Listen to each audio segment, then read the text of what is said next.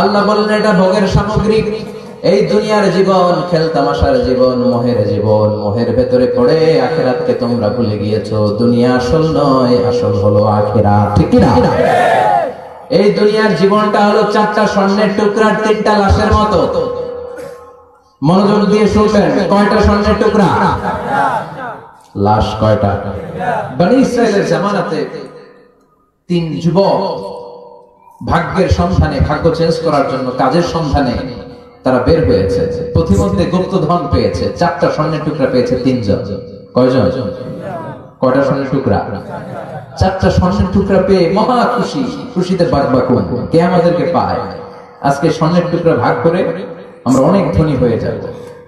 এক বন্ধু বললো পেটে অনেক ক্ষুধা লেগেছে, আগে বাজার থেকে খাবার নিয়ে আয়, তারপরে তিনজন বন্ধু মিলে চারটা স্বর্ণের টুকরা ভাগ করে নিয়ে যাব।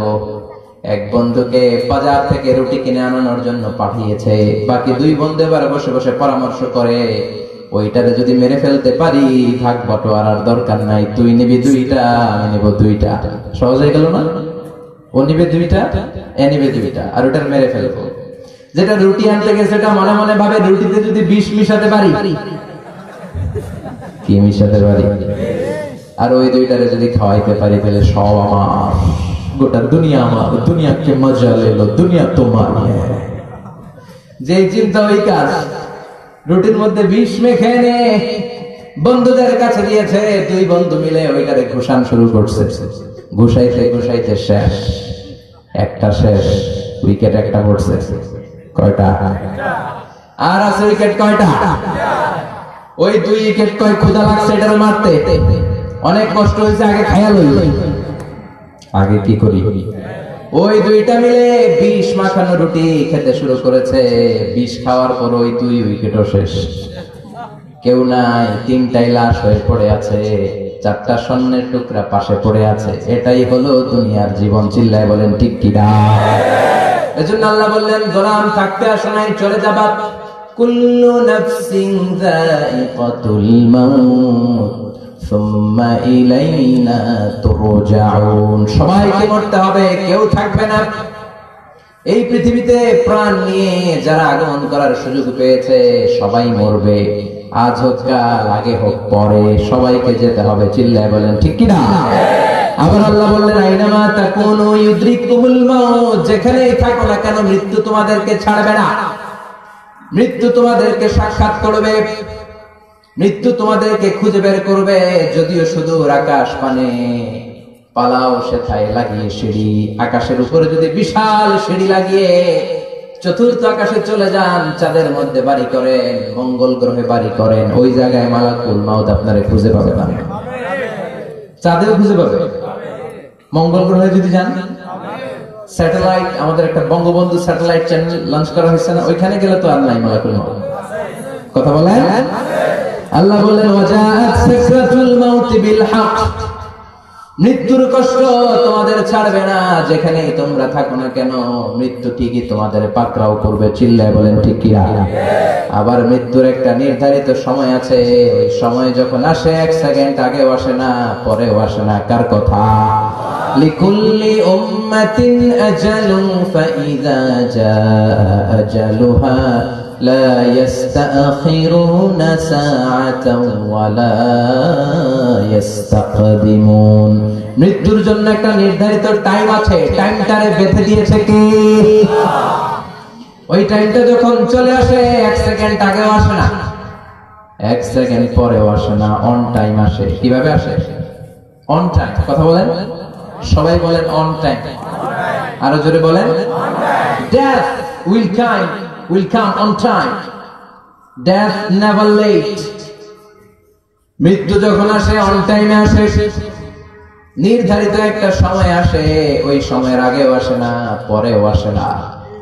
এক সেকেন্ড আগেও আসবে না, পরেও আসবে না। মনে করেন আপনাকে রব্বুল আলামিন 60 বছরের হায়াত দিয়েছে, আপনার বয়স এখন 50 বছর, আরো বাকি কয় বছর?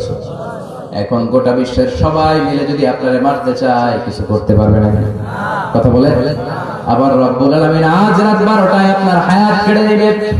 মালাকুল মাউত এসে রূহ কবজ করবে। দুনিয়াতে আর থাকার কোনো পারমিশন আপনার নাই, থাকার কোনো সুযোগ নাই। গোটা বিশ্বের সবাই মিলে যদি আপনারা রাখতে চায়, রাখতে পারবে নাকি? কথা বলেন। চলে যেতে হবে। এই পৃথিবীতে আসার একটা সিস্টেম থাকে, যাওয়ার কোনো সিস্টেম নেই, ঠিক কি না?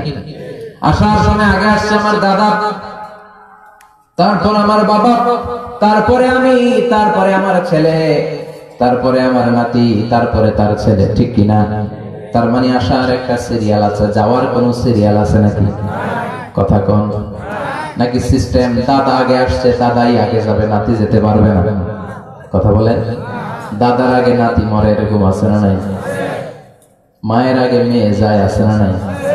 মুরব্বী বাজানেরা বেঁচে থাকে, আমাদের মতো যুবক গুলো অ্যাক্সিডেন্টে মারা যায়, আছে না নাই? আবার অসুস্থরা বেঁচে থাকে, সুস্থরা মরে যায়, আছে না নাই? হাসপাতালে রোগীগুলো বেঁচে থাকে, ডাক্তার মরে যায়, আছে না নাই? উখিয়াতে তো ডাক্তার মরে না, দিকেও ডাক্তার মরে। ওনারা না বাঁচায় মানুষের?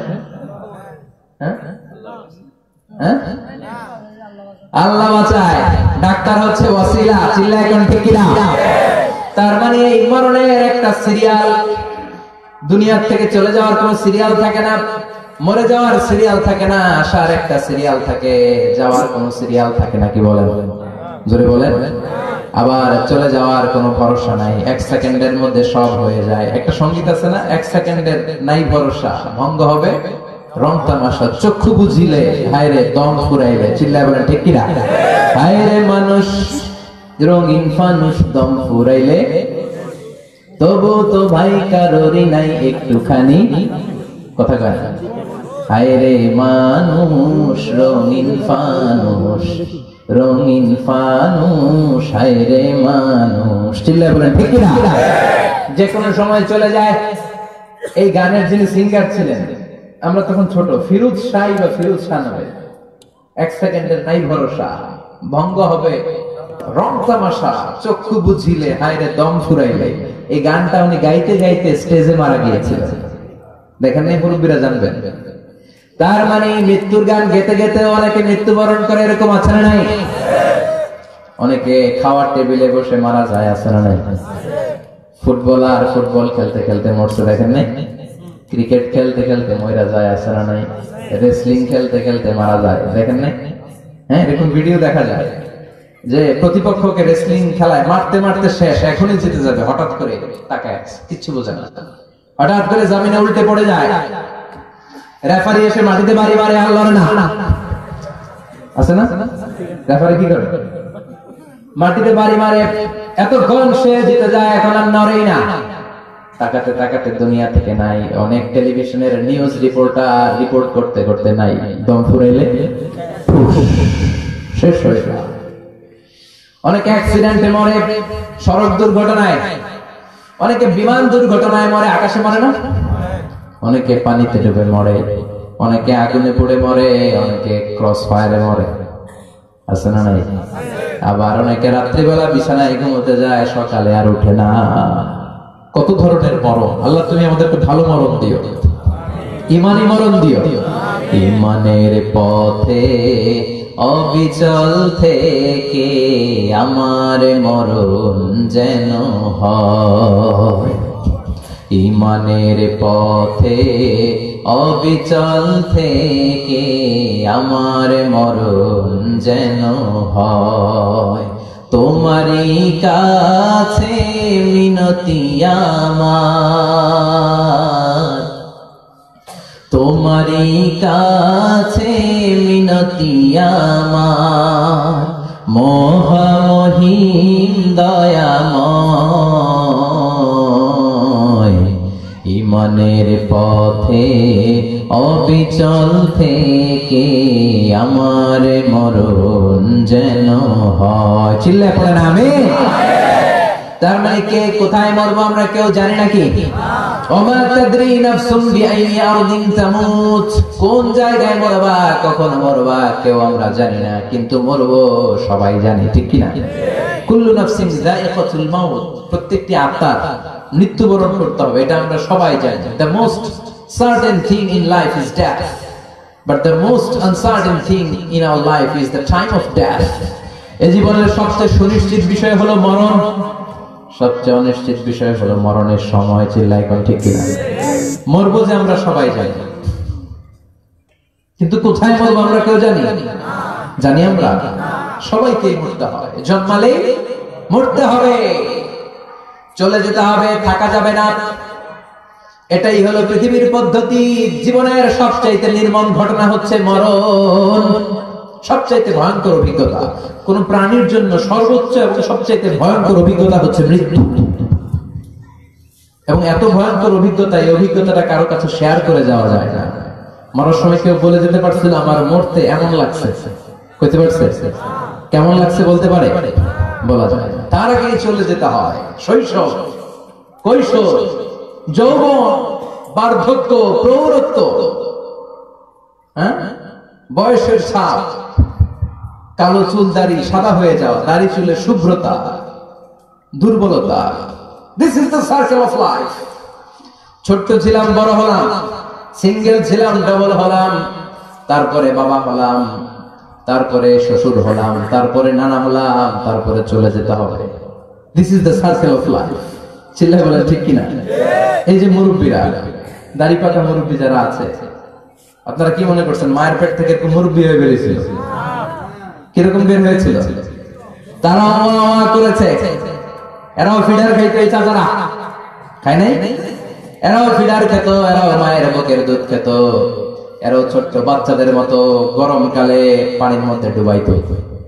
স্কুল ফাঁকি দিয়ে বাচ্চারা ডুবায়, আছে না নাই? উখিয়াতে এরকম নাই? ছোট্ট বাচ্চা ছিল, বড় হলো, বার্ধক্যে উপনীত হলো। This is the circle of life. চলে যেতে হবে।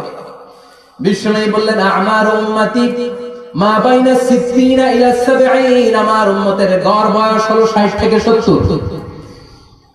এই উম্মতের গড় বয়স কত হলো? 60 থেকে 70। ওয়া আকাল্লুহুম মাইয়াজুজু যালিক। অল্প কিছু মানুষ আছে যারা 70 এর বেশি হায়াত পায়। এখানে 70 এর বেশি আছেন কারা? হাত তোলেন দেখি তো। কয়জন? একজন, দুইজন, তিনজন। মাশাআল্লাহ, আল্লাহ আরো হায়াত দেখ। আল্লাহ এদেরকে আরো হায়াত দারাজ করুক। চিল্লায় বলেন আমিন।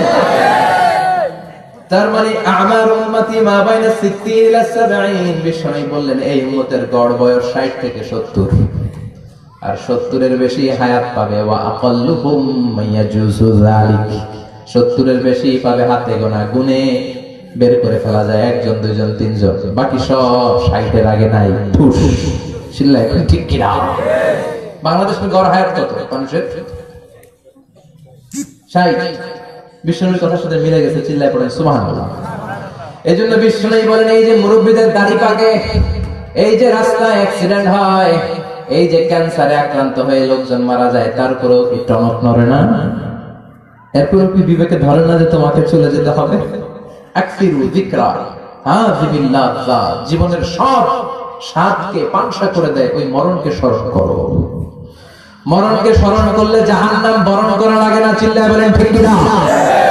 আবার আল্লাহ বললেন গোলাম, স্পেশাল একজন ফেরেশতা আমি মরণের জন্য সিলেক্ট করলাম, নাম মালাকুল মাউত। তাকে আমরা আজরাইল বলেছিনি। এই মালাকুল মাউত তার বাহিনী নিয়ে নির্ধারিত টাইমে গোটা বিশ্বের সব মানুষের রূহ কবজ করে। অন টাইম নাকি দেরি করে? মালাকুল মাউত আগেও আসে না, পরেও আসে না। সুবহানাল্লাহ পড়েন। সাইয়েদনা সুলাইমান আলাইহিস সালামের জামানাতে ওনার এক ওয়াজির ছিল, মন্ত্রী। ওই মন্ত্রীকে নিয়ে উনি বৈঠক করতেন। ওনার সময় উনি মালাকুল মাউতের সাথে বৈঠক করতেন। শুনতেছেন? আপনাদের মনোযোগ আছে তো? উনি বৈঠকে বসেছেন, মালাকুল মাউতও বসা, ওয়াজিরও বসা। হঠাৎ মালাকুল মাউত ওয়াজিরের দিকে বড় বড় চোখ করে তাকাচ্ছেন। বড় বড় চোখ করে তাকানোতে ওয়াজির ভয় পেয়েছে। হঠাৎ মালাকুল মাউত চলে গেল। ওয়াজির বলে ও সুলাইমান আলাইহিস সালাম, এই যে লোকটা বড় বড় চোখ করে আমার দিকে তাকালো, এটা কে? সাইয়েদনা সুলাইমান বলে হাদা মালাকুল মাউত। যে বর্ণনাটা বলছে এটা হাদিস না, এটা হচ্ছে ইসরাইলিয়া, জিউস ট্র্যাডিশন। কোরআন হাদিসের সাথে কোনো দ্বন্দ্ব নাই, তাই বর্ণনা করা যাবে। বিষ্ণু বলেছেন বাল্লিগু আন্নি ওয়ালাউ আয়া। আবার বলেছেন ওয়াহাদিসু আন বনি ইসরাঈল ওয়ালা হারাজ। বনি ইসরাঈলের ট্র্যাডিশন বর্ণনা করো, জিউস ট্র্যাডিশন বর্ণনা করো, এতে কোনো সমস্যা নাই। ওয়াজির বলে ও সাইয়েদনা সুলাইমান, বড় বড় চোখ করে যে তাকালো লোকটাকে? সাইয়েদনা সুলাইমান বলে, হ্যাঁ দা মালাকুল মাউত, এটা মৃত্যুর ফেরেশতা। ওজিরের কলিজায় পানি নাই, এটা কি ফেরেশতা? শুনে তো পিলে চমকে গিয়েছে, কয় কি মালাকুল মাউত তো আমার চিনে ফেলেছে, বাড়ি চিনে ফেলছে, আমার খবর আছে। সাইয়েদনা সুলাইমান আলাইহিস সালাম জিনদেরকে দিয়ে কাজ করাতেন, মেঘমালাকে দিয়ে কাজ করাতেন, বিশাল সিংহাসন নিয়ে পৃথিবীর পৃষ্ঠ থেকে পাশ্চাত্যে ঘুরে বেড়াতেন। সাইয়েদনা সুলাইমানকে ওজির বলে, ও সুলাইমান, মেঘমালাকে আদেশ করে দেন, আমি আর এই ফিলিস্তিনের ভূখণ্ডে থাকতে চাই না। আকাশের মেঘমালার উপরে আমারে বসিয়ে দেন, আর বলে দেন আমারে নিয়ে যেন আকাশের মেঘমালা হিন্দুস্তানের ওই দূর পর্বতে রেখে আসে, আকসা আল হিন্দ, হিন্দের সবচেয়ে দূরবর্তী জায়গায় যেন আমারে রেখে আসে। সাইয়েদনা সুলাইমান বললেন, আকাশের মেঘ যাও, আমার ওজিরকে নিয়ে হিন্দুস্তানের একটা উপদ্বীপে রেখে আসো। রেখে আসা হলো। কিছুক্ষণ পর মালাকুল মাউত সাইয়েদনা সুলাইমানের কাছে হাজির। সাইয়েদনা সুলাইমান বললেন, ও মালাকুল মাউত, কই ছিলা? কই একটু আগে হিন্দুস্তান থেকে আপনার ওজিরের রূহ কবজ করে আসছি। সুবহানাল্লাহ পড়ে। এটা আবার কেমন কথা, তুমি ওইখানে গেলে কেন? কয় রব্বুল আলামিন কিছুক্ষণ আগে আমার কাছে পয়গাম পাঠিয়েছে, যাও সাইয়েদনা সুলাইমানের ওয়াজিরের রূহটা কবজ করো। কবজ করার জায়গা হলো হিন্দুস্তানের উপদ্বীপ। কোন জায়গায়? মালাকুল মাউত এসে দেখে সুলাইমান নবীর সাথে মিটিং করে। ওয়াজির কার সাথে মিটিং করে? সুলাইমান নবীর সাথে। কিন্তু ফরমানে লেখা রূহ কবজ করতে হবে কোথায়? হিন্দুস্তানে। সুবহানাল্লাহ বলবেন না? এইজন্য বড় বড় চোখ করে আমি তাকিয়েছি, আর মনে মনে ভাবলাম টাইম তো নাই, কারণ মৃত্যু তো অন টাইমে হতে হয়, এখন আর রূহ কবজ করতে হবে। কেমন করে ওইখানে যাবে আমি জানি না, আমি আগে চলে যাব। মালাকুল মাউত চলে গেল, যে দেখে ওই জায়গায় ওয়াজির হাজির, সাথে সাথে রূহ কবজ করে আল্লাহর কাছে চলে গিয়েছে। পড়েন সুবহানাল্লাহ। এজন্য আল্লাহ বললেন, মালাকুল মাউত আমি নির্ধারণ করে দিয়েছি, পৃথিবীর প্রতিটি মানুষ মালাকুল মাউতকে দেখবে, চাক্ষুষ দেখবে, ভালো হলেও দেখবে, খারাপ হলেও দেখবে। কার কথা? ভালো মানুষ যদি হয়, আল্লাহ যদি হয়, ইসলাম প্রিয় যদি হয়, ডানপন্থী যদি হয়, মৃত্যুর সময় মালাকুল মাউত আলা সূরাতি শাবিন আলা আহসানি সূরা, একজন যুবকের আকৃতিতে চমৎকার ধবধবে সাদা একটা জুব্বা পরে, জান্নাত থেকে জান্নাতি কাফন নিয়ে, হানুত মিন হানুতিল জান্নাহ, জান্নাতের সুগন্ধি নিয়ে মুমূর্ষু রোগীর মাথার সামনে এসে বসে যায়, আর দেহটার ইঙ্গিত করে বলে, ইয়া আইয়াতুহান নাফসুত তাইয়্যিবা, ও পবিত্র আত্মা। আরেক বর্ণনায় এসেছে, ইয়া আইয়াতুহান নাফসুল মুতমাইন্নাহ, ও প্রশান্ত আত্মা, উখরুজি ইলা মাগফিরাতিন মিনাল্লাহ, আল্লাহর ক্ষমার দিকে বের হয়ে আসো। উখরুজি ইলা মাগফিরাতিন মিনাল্লাহি ওয়া রিদওয়ান, আল্লাহর ক্ষমার সন্তুষ্টির দিকে রূহটা বের হয়ে আসো। স্মুথলি বলার সাথে সাথে মুমিনের দেহ থেকে রূহটা বের হয়ে আজরাইলের হাতে চলে যায়। স্মুথলি বলার সাথে সাথে স্বাচ্ছন্দ্যে, আনন্দে মুমিনের দেহ থেকে রূহটা সা করে বের হয়ে মালাকুল মাউতের হাতে এসে পড়ে। পড়েন সুবহানাল্লাহ। আল্লাহ এমন মৃত্যু তুমি আমাদের নসিবে রেখে দিও, চিৎকার করে পড়েন আমিন। আর যারা ইসলাম মানে নাই, আর যারা কোরআন মানে নাই, আর যারা দিন কায়েমের আন্দোলন করে নাই, দিনকে ভালোবাসে নাই, বামপন্থী ছিল, নাস্তিক ছিল, ইসলাম বিরোধী ছিল, তাদের কাছে মালাকুল মাউত আসে কি আসে না? চিল্লায় বলেন, আসে কি আসে না? তাদের কাছেও আসে, কিন্তু আলা সূরাতি আকবাহি রাজুল, একজনের চেহারা যত ভয়ঙ্কর হতে পারে, যত নিকৃষ্ট হতে পারে, এরকম ভয়ঙ্করতম নিকৃষ্ট দুর্গন্ধওয়ালা একটা চেহারা নিয়ে আসে। রিজলাহু ফিল আরদ, পা থাকে জমিনে, রাসুহু ফিস সামা, হাদিসের বর্ণনা, পা দুইটা জমিনে, মাথা আকাশে। এসে ধমক দিয়ে জালিমের মাথার সামনে এসে বলে, ইয়া আইয়াতুহান নাফসুল খাবিসা, হে পাপাত্তা, হে অপবিত্র আত্মা, উখরুজি ইলা সাখাতিল্লাহি ওয়া গাদাবিহি, আল্লাহর রাগের দিকে, আল্লাহর অসন্তুষ্টির দিকে বের হয়ে আয়। মালাকুল মাউতের এই অর্ডার পাওয়ার সাথে সাথে রূহটা কিন্তু বের হয় না। মুমিনের রূহকে ডাক দিলে যেমনি স্মুথলি বের হয়, কাফিরের রূহে বের হয় নাকি? কথা বলেন। রূহটা ডানে যায়, ফাতাতাফাররাক, একবার রূহটা ডানে যায়, আবার রূহটা বায়ে যায়, আবার সামনে যায়, পায়ে যায়, হাতের মধ্যে ঢুকে ডানে বায়ে যায়।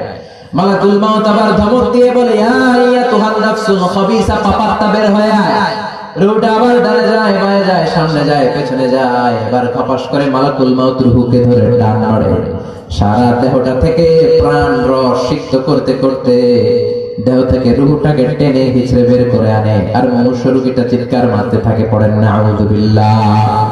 একটা জীবন্ত ছাগলের চামড়াগুলো জবাই না দিয়ে কেউ যদি টেনে টেনে বের করে, ছাগল জবাই হয় নাই কিন্তু চামড়া এক পাশ থেকে টেনে টেনে টেনে হিচড়ে আপনি গা থেকে বের করলে যত কষ্ট হয়, এর চেয়ে বেশি কষ্ট দিয়ে মালাকুল মাউত বামপন্থী আর কাফেরদের রুহটা দেহ থেকে বের করে আনে, পড়েন নাউযুবিল্লাহ। আমাদের রুহটা যেন আল্লাহ মুমিনদের রুহ আপনি যেভাবে কবজ করেন ওইভাবে যেন আমাদের রুহটা বের হয়ে আসে। আর জোরে পড়েন আমিন। এজন্য আল্লাহ বললেন বাল তুসিরুনাল হায়াতাদ দুনিয়া ওয়াল আখিরাতু খায়রুন ওয়া আবকা। পাগলের মতো মোহাচ্ছন্ন হয়ে এই দুনিয়াটার পেছনে ছুটে বেড়াও, এই দুনিয়া আসল নয়, আখিরাত হলো আসল। চিল্লায় বলেন ঠিক কিনা?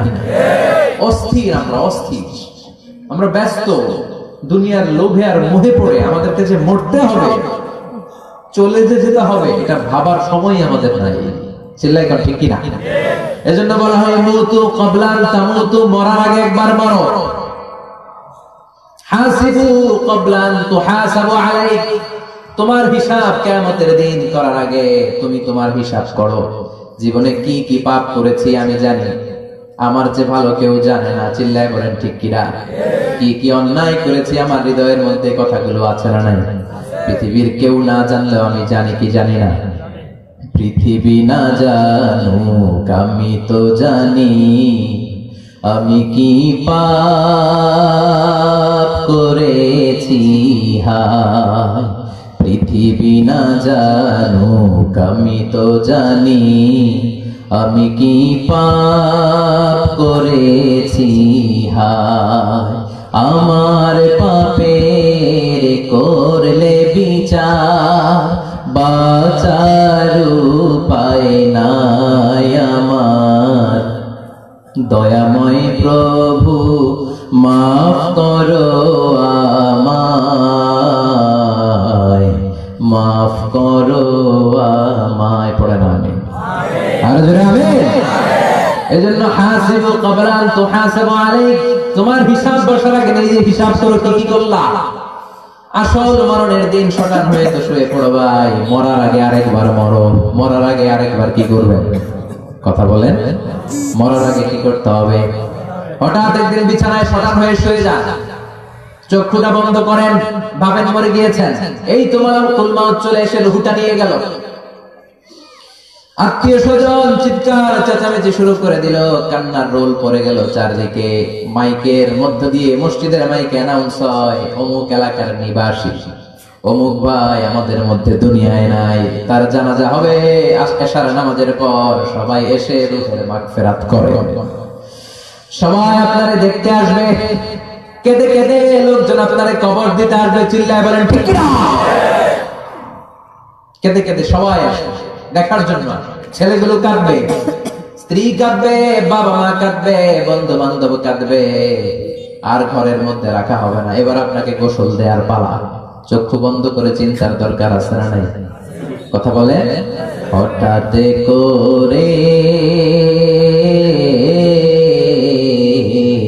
হঠাৎ করে শুনবি একদিন আমার মৃত্যুর খবর।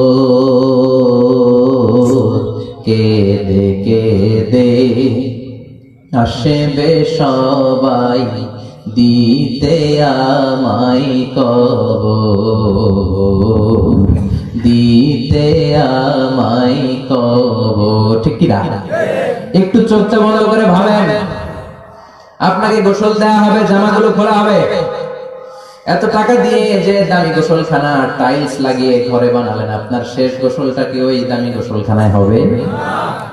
লাশ যেখানে দোয়া হয় ওই জায়গায় দোয়া হবে, আপনাকে কাফন পরানো হবে। আপনার কলিজার টুকরা ছোট বাচ্চাটারে বলা হবে, আব্বু দেখে যাও তোমার বাবারে শেষবারের মতো দেখো। আপনার বাবা মা শেষবারের মতো একটা নজর দিয়ে আপনার চেহারাটা দেখে নেবে। বন্ধু বান্ধবরা শেষবারের মতো একবার আপনারে দেখে নিবে, জানাজার জায়গায় নেওয়া হবে। হবে না এই ঘটনাটা আমাদের? হ্যাঁ, হবে কিনা? হাজার হাজার মানুষ শেষ বিদায় দেওয়ার জন্য আসবে। 4টা তাকবীর দিয়ে ইমাম নামাজ শুরু করবে, আল্লাহু আকবার, আল্লাহু আকবার, আল্লাহু আকবার, আল্লাহু আকবার বলে নামাজ শুরু করবে। নামাজ শেষ, এবার পালকিতে করে কবরে যাওয়ার পালা।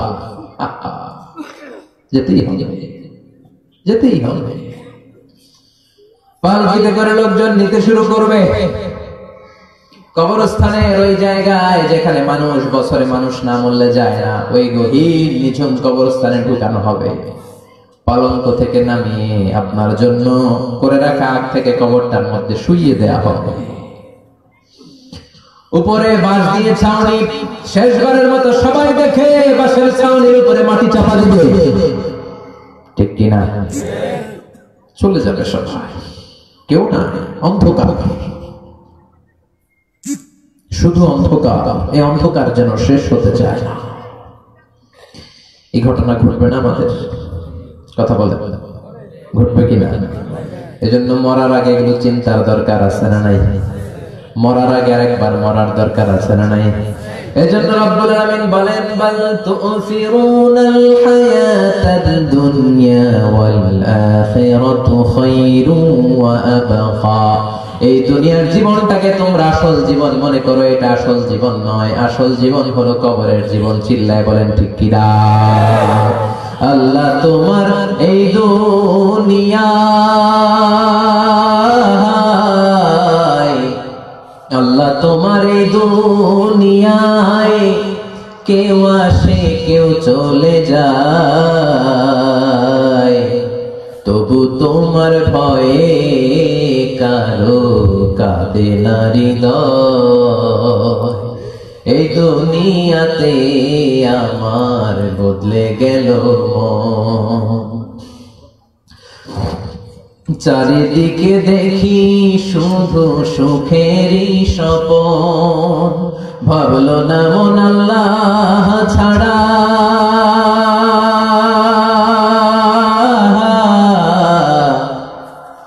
ভাবলো না মন আল্লাহ ছাড়া নেই কোনো উপায়, তবু তোমার ভয়ে কারো কাঁদে না হৃদয়, ঠিক কিনা? আসে আর চলে যায়। প্রতিদিন মাইকে অ্যানাউন্স শুনি, অমুক এলাকার অমুক লোক নাই, দাদা গেল, বাবা গেল, বড় ভাই গেল, আত্মীয় স্বজন গেল, আমাকেও যেতে হবে, এই চিন্তা মাথায় নাই। চিল্লা এখন ঠিক কিনা? এজন্য লাইফটা হলো one time, one chance, second কোনো চান্স আপনাকে দেয়া হবে নাকি? কাফেররা বলবে, ইয়া রাব্বি আরেকটা সুযোগ দেন, লাউ আন্না লানা কাররা ইয়ানি মাররা, আল্লাহ আরেকটা সুযোগ যদি পেতাম দুনিয়াতে ভালো করে আসতাম। আল্লাহ বলবেন, ইন্নাহা কালিমাতুল কাইলুহা, এটা শুধু তাদের মুখের কথা, তাদেরকে আবার সুযোগ দিলেও তারা কিচ্ছু করবে না। চিল্লায় কোন ঠিক কিনা? এজন্য একটা চান্স আমরা পেয়েছি, দুনিয়ার ওয়ান চান্সে আমরা ভয় পাবো একজনকে। চিল্লায় বলেন তিনি কে? এজন্য যেতে আমাদেরকে হবে। এই মরণ থেকে পালানোর কোনো সুযোগ কেউ পালাতে পারে নাই। এই মরণ হলো আখিরাতের প্রবেশদ্বার। মরণ নামক পালকিতে চড়ে আমরা কবরের ভেতরে ঢুকি। মরণ হলো প্রথম পর্ব, কবর হলো দ্বিতীয় পর্ব। যেরকম ঠিক কি রাখা। এজন্য বিশ্বনবী বললেন, আল কবর রাউদাতুম মিন রিয়াদিল জান্নাহ আও হুফরাতুম মিন হুফারিন নার। কবর হলো কারো জন্য জান্নাতের বাগান, কারো জন্য জাহান্নামের গর্ত। আমরা বলি, আল্লাহ ওদের কবরটারে জান্নাতের বাগান বানাও। আমিন। আর জোরে পড়েন আমিন। আবার বিশ্বনবী বললেন, ইন্নাল কবর আউয়াল মানজিল মিন মানাজিলিল আখিরাহ। কবর হলো আখিরাতের মানজিলগুলোর প্রথম মানজিল। আখিরাতে একটার পরে একটা অনেকগুলো স্টেশন আপনাকে পার হতে হবে। প্রথম স্টেশনটার নাম হলো কবর। প্রথম স্টেশনের নাম কি? এই কবর নামক স্টেশনে যদি আপনি মাফ পেয়ে যান, সামনের সব স্টেশনগুলোতে মাফের ব্যবস্থা করবে কে? আল্লাহ। আর কবর নামক স্টেশনে যদি ধরা খেয়ে যান, আপনার মায়ের আশরা নেই। লাশটাকে যখন রাখা হয়, লাশটা চিনে কে আমারে রাখলো, কে আমাকে ধৌত করলো, কে আমারে কাফন পড়ালো। এজন্য বিশ্বনবী বলেছেন, মুমূর্ষের সামনে বসে বসে পড়ো লা ইলাহা ইল্লাল্লাহু মুহাম্মাদুর রাসূলুল্লাহ লাকিনু মাউতাকুম লা ইলাহা ইল্লাল্লাহ মানুষের সামনে দাঁড়িয়ে দাঁড়িয়ে পড়ো লা ইলাহা ইল্লাল্লাহ এই লা ইলাহা হচ্ছে জীবিতদের জন্য কালিমা আর আমরা মরার পরে জিকির করি ঠিক কি না আমাদের দেশের অনেক জায়গায় লাশ নিয়ে কবরে যাওয়ার সময় লা ইলাহা করে না না এটা আগের জিকির মরার আগের জিকির মরার আগে আপনাকে অ্যানাউন্সমেন্ট দিতে হবে আল্লাহ ছাড়া কোনো ইলাহ নাই বিশ্বনবী হচ্ছেন শেষ নবী এবং রাসূল চিল্লায়ে বলেন ঠিক কি না লাশটাকে যখন রেখে দেয়া হয় বিশ্বনবী যত মানুষকে কবরে রেখেছেন তারপরে দাঁড়িয়েছেন আর বলেছেন ইস্তাগফিরু লিআখিকুম তোমার ভাইদের জন্য তোমরা দোয়া করো ফাইন্নাহুল আনা ইউসাল এখনি তাকে কবরে সওয়াল করা হবে কবরে প্রশ্ন আছে না নাই কথা বলেন বিশ্বনবী খাদিজাতুল কুবরা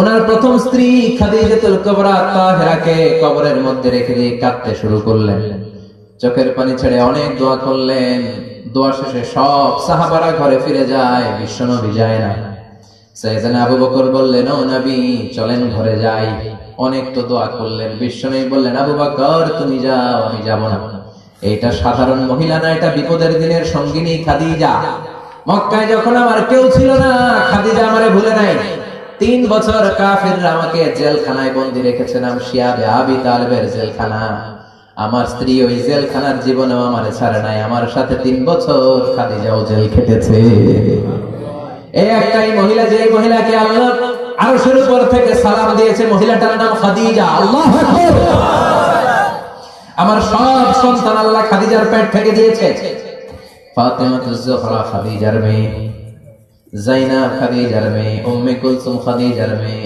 রুকাইয়া খাদিজার মেয়ে আবুল কাসিম বিশ্বনবীর ছেলে খাদিজার ছেলে আব্দুল্লাহ যাকে তাইয়্যিব এবং তাহের নামে আমরা চিনি সেও খাদিজার ছেলে সুবহানাল্লাহ ও আবু বকর আমার এই কলিজার টুকরা প্রিয়তমা খাদিজারে রেখে দিয়ে কেমনে বাসায় যাই তুমি যাও আমি দাঁড়িয়ে থাকবো এখনি মুনকার নাকির এসে খাদিজারে প্রশ্ন করবে আমি দেখবো খাদিজা উত্তর দিতে পারে কিনা আর প্রশ্নের উত্তর যদি ভুল করে ফেলে কবরের উপর থেকে আমি নিজে প্রশ্নের উত্তর দিয়ে দেব সাইয়েদনা জিবরাইল বললেন নবী আপনারা দাঁড়িয়ে থাকার দরকার নাই আবু বকরের সাথে ঘরে চলে যান আল্লাহ জানিয়ে দিয়েছে খাদিজার কবরের প্রশ্নে যদি কোনো সমস্যা হয় আরশের উপর থেকে খাদিজার প্রশ্নের জবাব আল্লাহ নিজে দিয়ে দিবে এজন্য কবরের আযাব থেকে বিশ্বনবী পানাহ চেয়েছেন বিশ্বনবী বলেছেন আল্লাহুম্মা ইন্না নাউযু বিকা মিন আযাবিল কবর ও আল্লাহ কবরের আযাব থেকে তুমি আমাদেরকে বাঁচাও পড়েন আমিন কবরে মুমিনদেরকে 4টা প্রশ্ন করা হবে কাফিরদেরকে 3টা প্রশ্ন চিৎকার করে বলেন মুমিনের প্রশ্ন কয়টা 4টা আর জোরে বলেন প্রথম প্রশ্ন মার রব্বুক তোর রবের নাম কি আমরা কি বলবো আল্লাহ আমারে রব এই রবি আমার সব দমে দমে তোর মনে তারি অনুভব আল্লাহ আমার রব এই রবি আমার সব পড়েন আমি দ্বিতীয় প্রশ্ন আমার দিন উত্তর দিনের নাম কি ধর্মের নাম কি তৃতীয় প্রশ্ন মান হাদার রাজুল এই লোকটা কে কে আমরা বলবো মুহাম্মদ সাল্লাল্লাহু তিনটা প্রশ্নের উত্তর যখন আপনি কবরে করে দিতে পারবেন অতিরিক্ত একটা প্রশ্ন ওয়ামা ইলমু এই যে 3টা প্রশ্নের উত্তর পাল্লা কেমন করে উত্তর জানলা কোত্থেকে শিখেছো নকল করে আনছো কাফনের কাপড়ে পরীক্ষার হলে নকল আছে না নাই হাতে নকল আছে না পায়ে নকল মুজার ভিতরে নকল আছে না নাই মোবাইলে নকল আছে না নাই নকল থেকে আল্লাহ তুমি বাঁচাও আমিন আরো আস্তে কোনা আমিন কিভাবে জানলা কেমন করে 3টা প্রশ্নের উত্তর শিখলা What is the source of your knowledge? তথ্যসূত্র কি আপনাকে বলতে হবে আমি যে কিতাবটা থেকে শিখেছি কিতাবটার নাম কি চিল্লায় বলেন কি না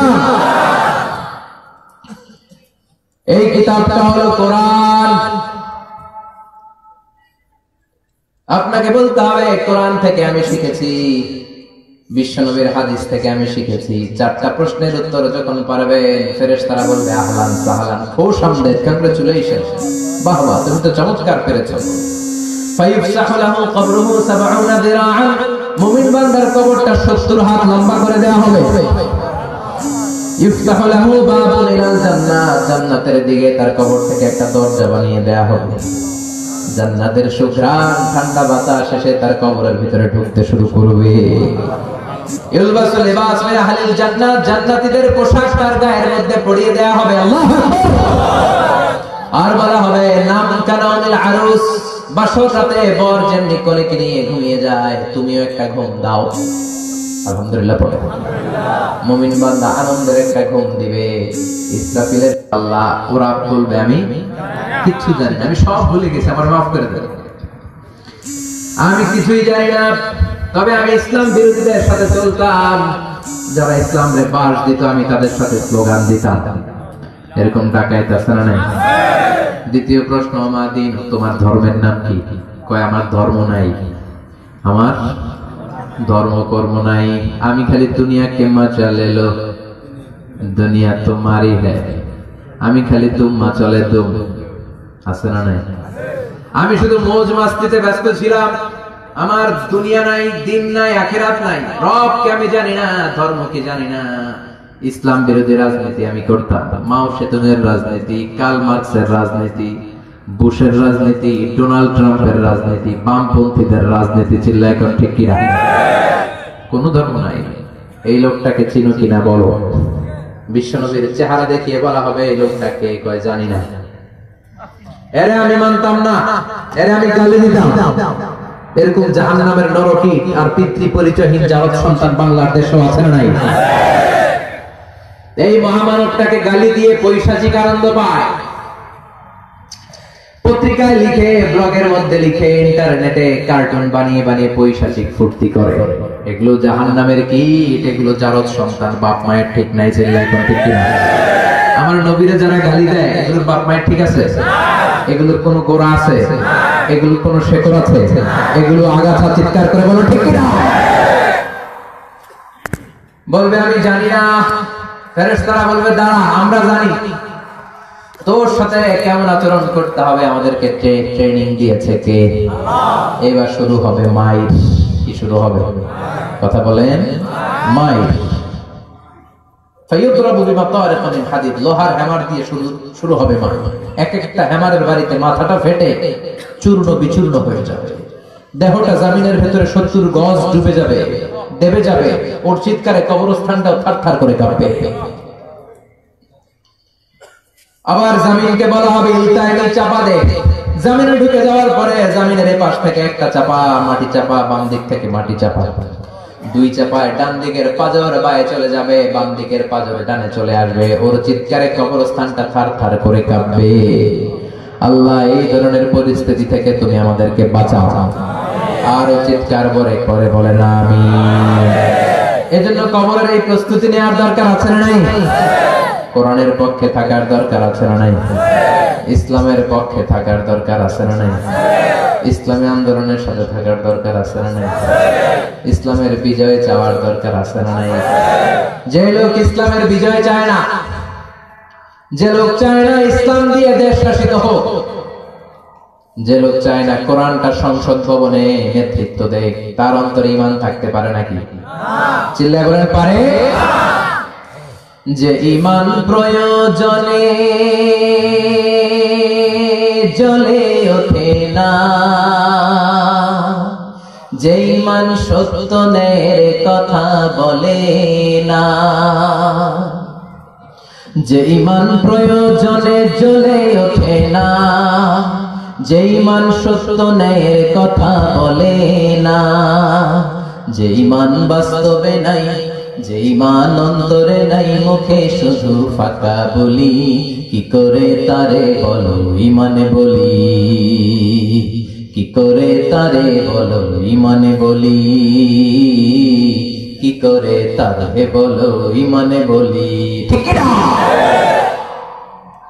যে ঈমান দিন কায়েমের আন্দোলনের ধার ধারে না, যে ঈমান লেবাসধারী কোরআন হাদিস তাও পড়ে না, যে ঈমান খাজার নামে মাজার করে ফুলুস কামায়, আছে না নাই?